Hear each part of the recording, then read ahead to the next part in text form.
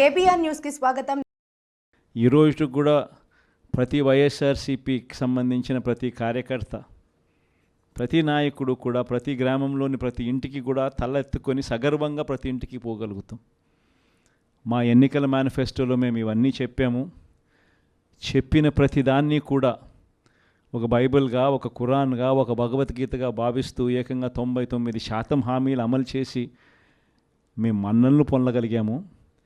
మాకు కోవిడ్ లాంటి సమస్యలు ఎదురైనా కూడా ఏ రోజు సాకులు చూపించలేదు, ఏ రోజు ఇవ్వకుండా ఉండడానికి కోసం కారణాలు వెతుక్కోలేదు.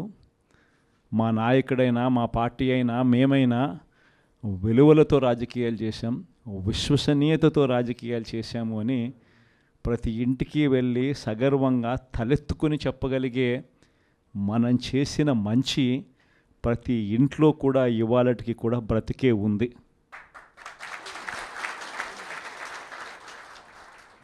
ఈ మంచి ఎక్కడికి పోలేదు. కానీ వాళ్ళు చేసిన మోసం, ప్రతి ఇంటికి వెళ్ళి ఓట్లు అడిగేటప్పుడు అక్కడ చిన్నపిల్లలు కనపడితే నీకు 15,000, నీకు 15,000, నీకు 15,000, నీకు 15,000, సంతోషమా? ఆ ఇంట్లో నుంచి ఆ పిల్లల తల్లి బయటకు వస్తే నీకు 18,000, సంతోషమా? ఆ ఇంట్లో నుంచి ఇంకొక అక్కచెల్లెమ్మ ఎవరైనా బయటకు వస్తే నీకు కూడా 18,000, సంతోషమా?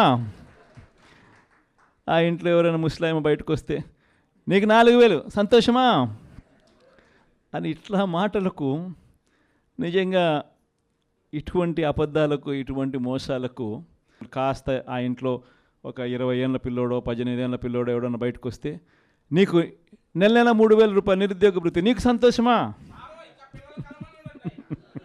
ఇవన్నీ మన కళ్ళ ముందన్నీ చూసినాం.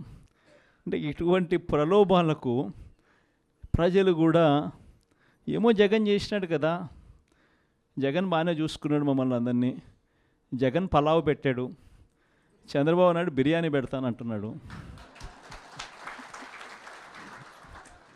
జగన్ కదా చంద్రబాబు నాయుడు వయసులో పెద్దోడు కదా, మరి జగన్ పలావ్ పెట్టినాడు అని అంటే చంద్రబాబు బిర్యానీ పెడతాడేమో అని ప్రజలందరూ కూడా కాస్త కూస్తో మోసపోయి చంద్రబాబు నాయుడు వైపున చెయ్యిపోయింది. కేవలం 2.5 నెలల్లోనే ఒక ప్రభుత్వం మీద ఇంత వ్యతిరేకత రాగలుగుతుందా అన్న ప్రశ్నకు ఏదైనా ఎగ్జాంపుల్ ఏదైనా ఉంటుంది అని అంటే అది చంద్రబాబు నాయుడు గారి ప్రభుత్వమే అని చెప్పి కూడా చెప్పచ్చు.